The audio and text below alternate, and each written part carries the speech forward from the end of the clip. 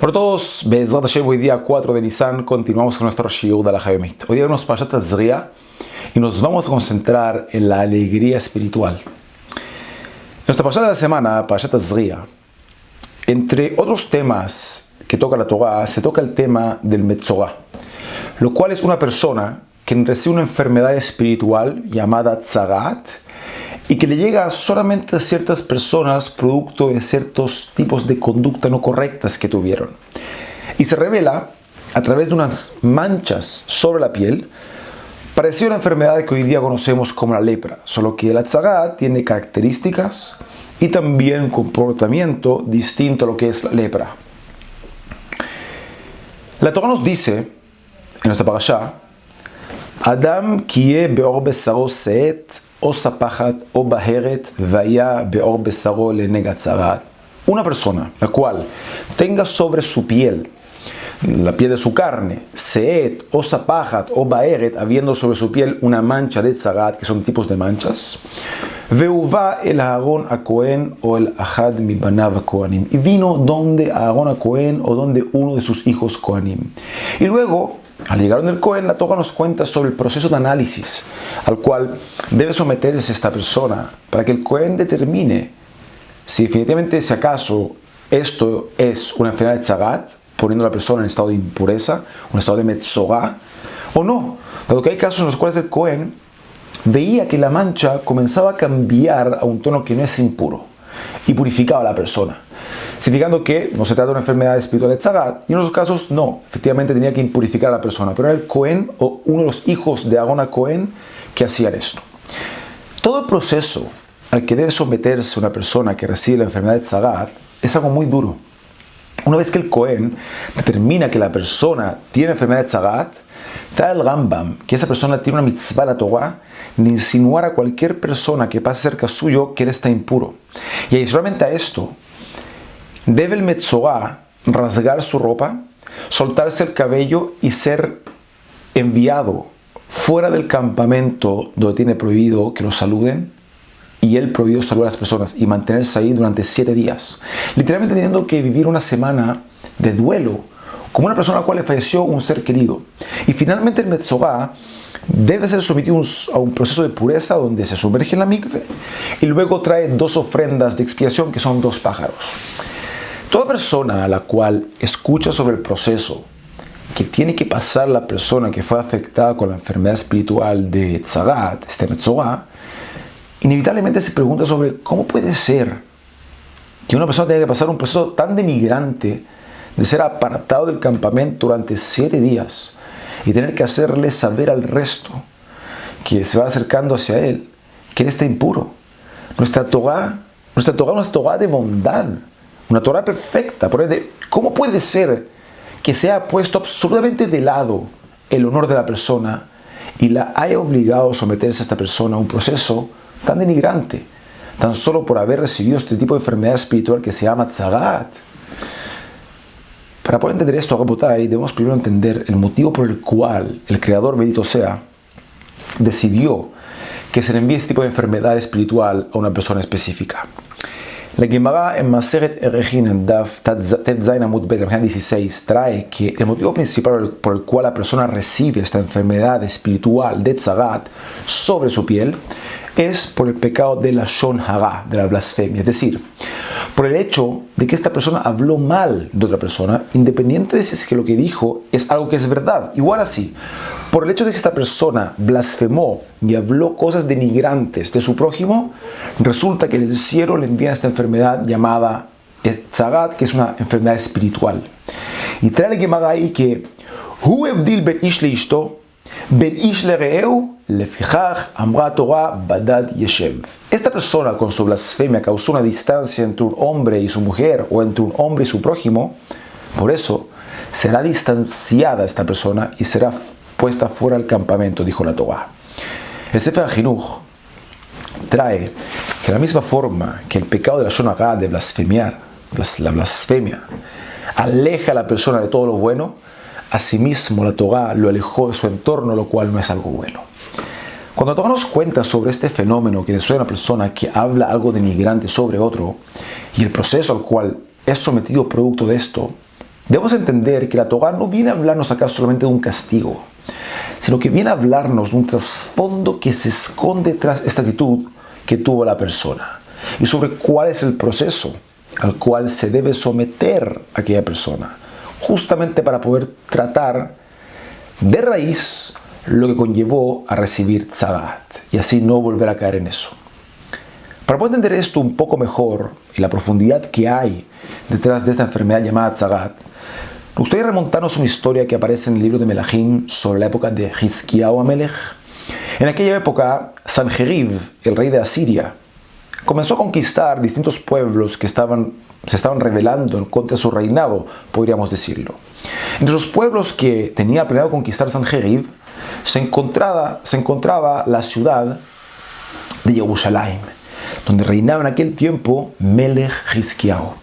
El rey Hizkiyahu era un hombre muy recto frente al Creador, a tal nivel que nuestros sabios nos cuentan que él logró llevar a Israel a un nivel espiritual nunca antes visto, habiendo unos niveles de estudio y conocimiento de Torah más alto dentro de Israel durante su época.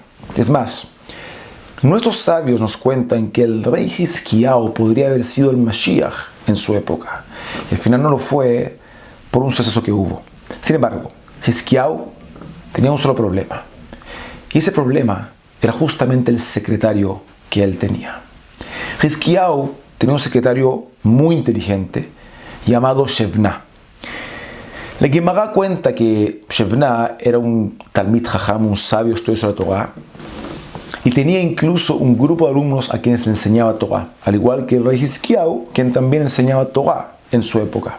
Es más, la Gemara cuenta que Shevna tenía incluso más alumnos que el rey Hizkiyahu, teniendo 130.000 alumnos a quienes daba clase, versus el rey Hizkiyahu, quien tenía tan solo 110.000 alumnos. Es decir, el rey tenía menos alumnos que su secretario.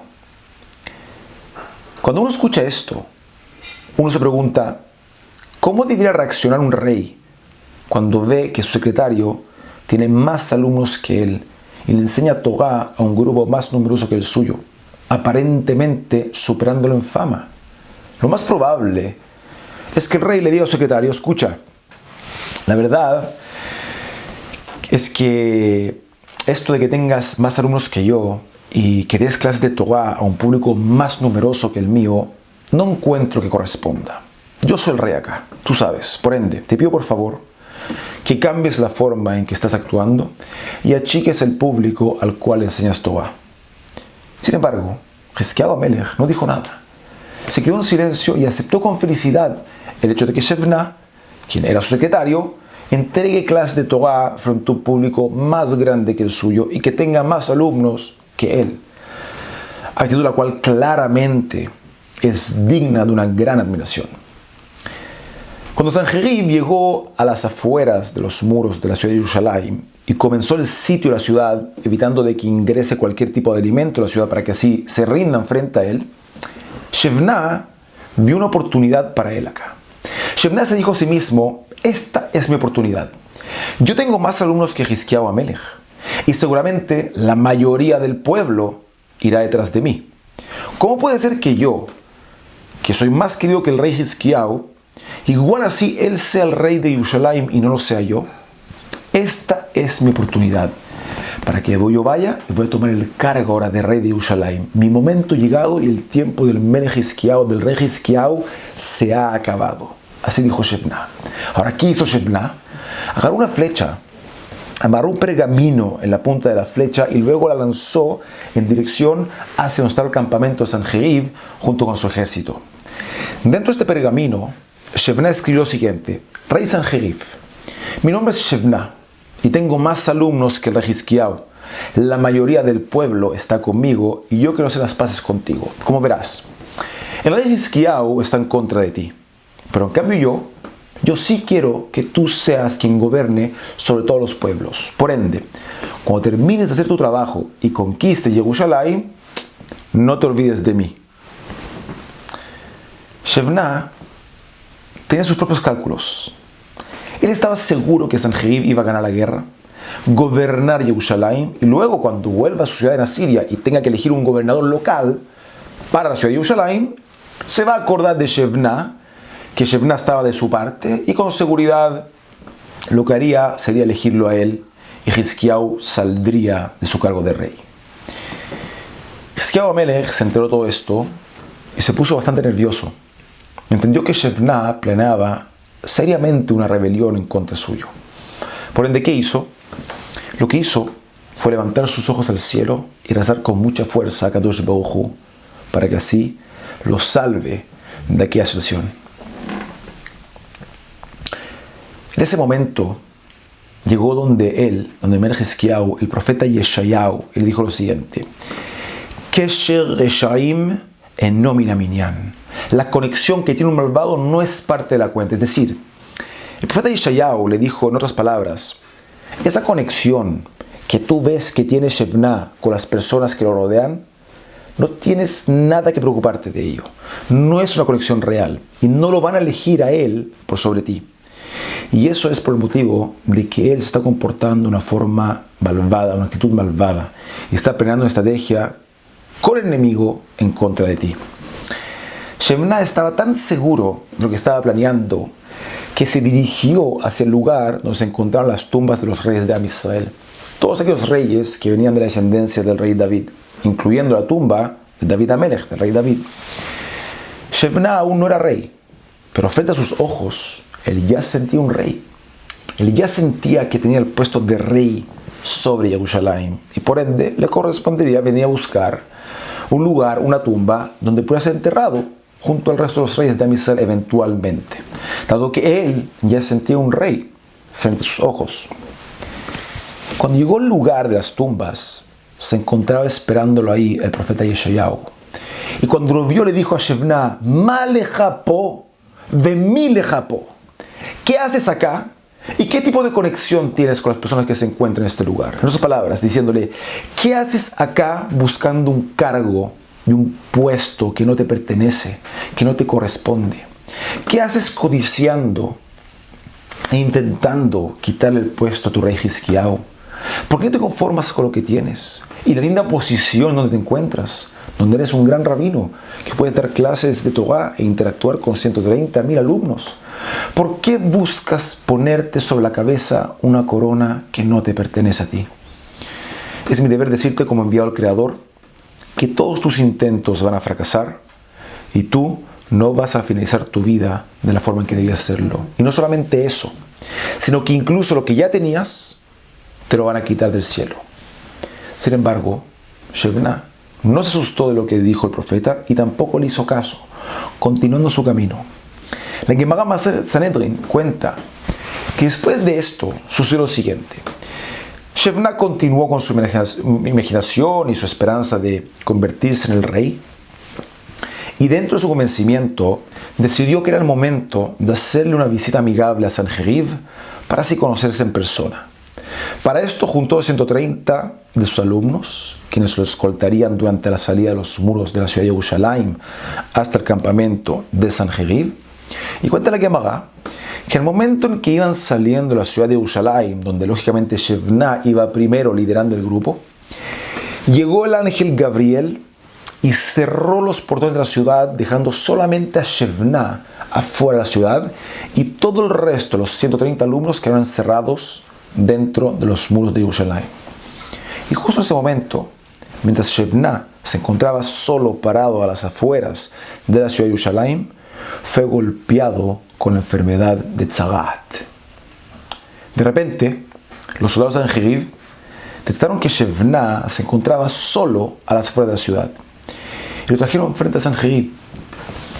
Cuando Sanjerib lo vio y vio que estaba solo, le preguntó sobre dónde estaba el resto del pueblo, ya que él le había escrito en el pergamino de forma explícita que la mayoría del pueblo estaba de su lado y todos lo apoyaban. Por ende, ¿dónde estaban todos?, le preguntaba Sanjerib a Shebna.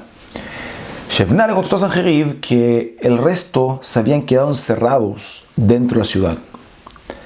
Sanjerib era más sabio de lo que Shebna creía.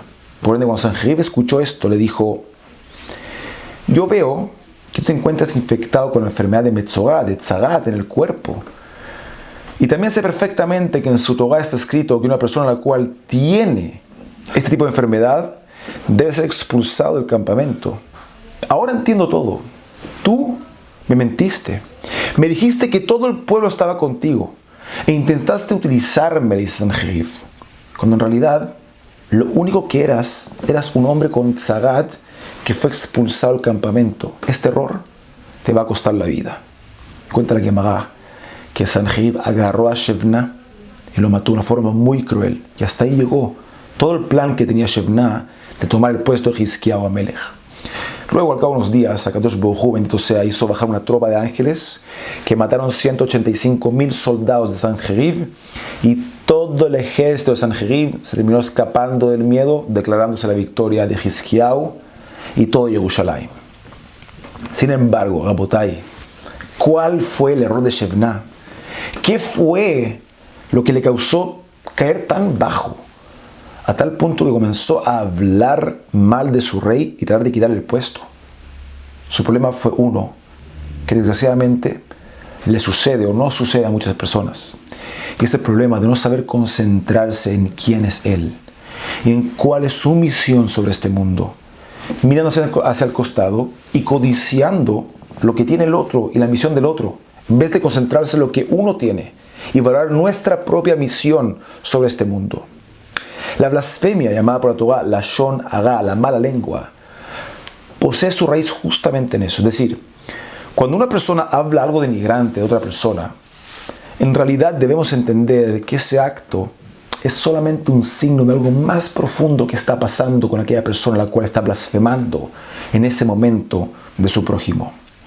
Cuando una persona siente necesidad de hablar algo denigrante de su prójimo, es porque en realidad aquella persona no está contenta consigo misma y no está contenta con su misión en la vida. Y por ende, naturalmente, aquella persona, al verse atrapado en condiciones donde no puede elevarse a sí mismo, a pesar de que quiere hacerlo, quiere elevarse, lo que hace es optar por tratar de disminuir al otro hablando cosas denigrantes de él.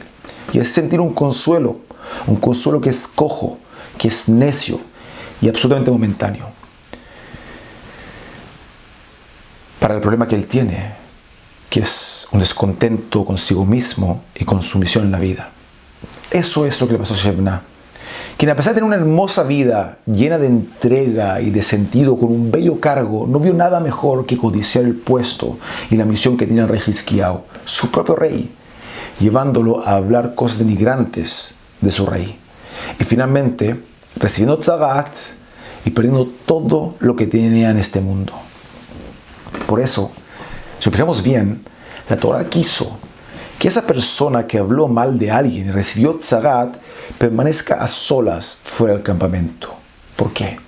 Dado que de esa forma, estando a solas consigo misma, la persona va a poder capacitar y meditar sobre cuál es su valor personal y enfocarse en quién es él, en vez de enfocarse en quién es el resto y qué tiene el resto. Y también, si fijamos bien, justamente por eso la Torah comandó a que sea Aarón HaKohen o alguno de sus descendientes quien tenga que ver y analizar a aquella persona que recibió esta enfermedad espiritual de tzarat, para decir si acaso estás impuro o no. ¿Por qué Aarón HaKohen? ¿Por qué Aarón HaKohen o uno de sus descendientes? Ya que no hay nadie como Aarón HaKohen que sepa alegrarse con su parte y no caer en codiciar la del resto. ¿Y dónde lo vemos?